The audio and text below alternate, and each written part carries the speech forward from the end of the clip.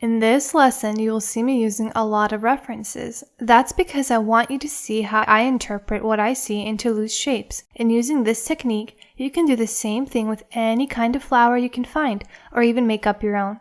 If you find it very difficult to see things for their basic shapes, check out my quick drawing class that shows you many examples of how to really observe and illustrate anything you want, and then come back and try again. But I believe in you, so just give it a try because it's easier than it looks. Just be loose and playful. Let's start with a simple daisy. Always do one step at a time. So let's start with the center. I start by using the tip of my brush to make lots of little dots, and then I outline them in a loose circle. I'm just observing what I see, the shapes, the shadows, the lights, and I'm interpreting them in my own way and simplifying with loose brush strokes. I add a second color in to make it more interesting while the paint is still wet, and now I have the choice of waiting for it to dry to paint the petals or just painting while it's still wet like I did, which pulls the paint out from the center.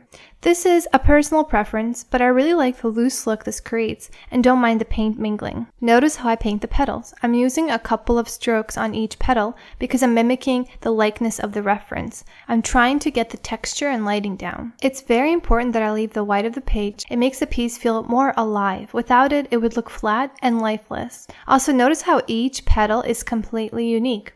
I'm not really looking at the reference anymore, but it's more like I understand how the petals are. So I'm doing something similar in my own way, and I'm doing each one quickly so I don't think about it too much and overdo them or make them all exactly the same. Just stay loose with it. Also, notice how I don't touch the center in some parts so that color doesn't bleed in. I'm controlling where it does and doesn't bleed, and we'll talk about this more a little later.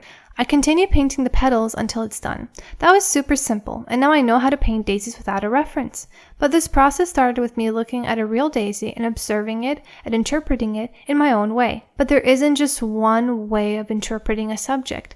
Everyone will see everything differently, and will paint it differently because everyone has their own unique style, and that's a beautiful thing. Let's see how I would paint this rose. But before we start painting, I want you to observe it with me. What I see is a dark center that gradually turns lighter as it goes up. I also see a lot of detail in the center that gets less and less detailed until it turns into big petals. So this is what I will try to paint. I start with a detailed and dark center using the tip of my brush for thin strokes. Notice how it's just lines that are going around a center point loosely, not closing everywhere, and I leave a lot of white space. Then I drop in some dark purple to make it darker, and now I clean my brush until only water is on it, and I start painting thick petals around the center point by pressing my brush down. Because I touch the center, it pulls paint out of it and makes light petals. It's up to you how many petals you want. I just loosely painted a bunch in and left lots of white space between them to show separation. Then I decided to add some pink and dropped it around the rose for an extra pop. Now I do the same thing on the right side of it. Notice how where they touch you can't tell where one rose begins and one ends because I didn't let the previous rose dry first. I also added more dark purple into the center this time, and since the paint is still wet, it will bleed out and it will make more contrast because the darks and lights will be very different. I use the same technique to paint one more smaller rose on the left to balance the composition, and I add a simple leaves by using the technique we went over in the previous lesson. I place them randomly and let them bleed into the rose where they touch for a beautiful effect. And that's it. Now this was one way to paint a rose, but there's plenty of other styles and techniques. Let's see a couple of different ways I painted roses in the past as an example. This one was done similarly to the previous one, but I made my strokes around the center more like half circles. It's more abstract, but it's still recognizable. I made the center a little differently and less detailed. Also, these roses were made with 2 layers, not just one.